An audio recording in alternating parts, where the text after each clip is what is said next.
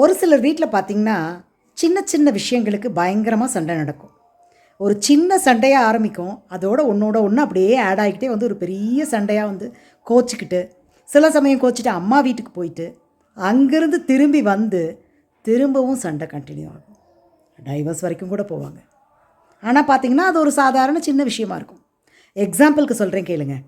இப்போது ஒரு ஹஸ்பண்ட்க்கு வந்து சாவியை எடுத்த இடத்துல வைக்கணும், மாட்டி வைக்கணும். வெளியில் கிளம்புனா டென்ஷன் இல்லாமல் ரிலாக்ஸாக போய் சாவியை எடுத்துகிட்டு கிளம்பணும், தேடிட்டு இருக்கக்கூடாது.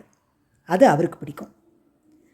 அந்த லேடிக்கு வந்து சாவி அப்படி அவங்க எப்பயுமே கொண்டு வந்து மாட்ட மாட்டாங்க. வெளியில் போயிட்டு வந்தாங்கன்னா அப்படி டேபிள் மேலே எடுத்து போட்டு போயிடுவாங்க. இது என்னாச்சுன்னா டெய்லி அவர் சொல்லி சொல்லி சொல்லி சொல்லி சண்டை போட்டுகிட்டே இருந்து அது ஒரு பெரிய இஷ்யூ ஆகிடுச்சு.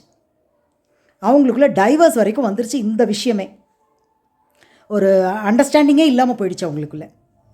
என்னென்னா ஒரு சாதாரண விஷயம் இல்லைங்களா?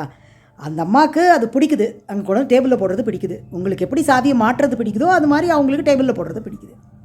நீங்கள் அதை எடுத்து டெய்லி மாட்டிட்டா முடிஞ்சு போச்சா? அது எவ்வளோ நேரம் ஆகும்? அதை ஒரு பெரிய விஷயமாக எடுத்துக்கிட்டு இவர் மாதிரியே அவங்களும் பர்ஃபெக்டாக இருக்கணும் அப்படின்னு எதிர்பார்த்து மாற்ற முயற்சி பண்ணதோட பலன் இதை சொல்லி சொல்லி 2 பேருக்கும் சண்டை வந்து அந்த விஷயம் அப்படியே ஒன்றோட ஒன்று எல்லா விஷயத்தையும் இழுத்து கொண்டு வந்து சண்டையாகி அது டைவர்ஸ் வரைக்கும் போச்சு. நீங்களே யோசிச்சு பாருங்கள். நம்ம ஏன் ஒருத்தரை மாற்றணும்? அக்செப்ட் பண்ணிக்க பழகணும். எப்போ நம்ம அக்செப்ட் பண்ணிக்க பழகிட்டோமோ அப்போது ஃபேமிலியில் பிரச்சனை வராது. நம்ம மாற்றணும் அப்படின்னு நினைக்கும் போது தான் அங்கே பிரச்சனை உருவாகுது. ஒரு லைஃப் தானேங்க, வாழலாமே, சண்டை இல்லாமல் சந்தோஷமாக வாழலாமே. யோசிச்சு பாருங்கள்.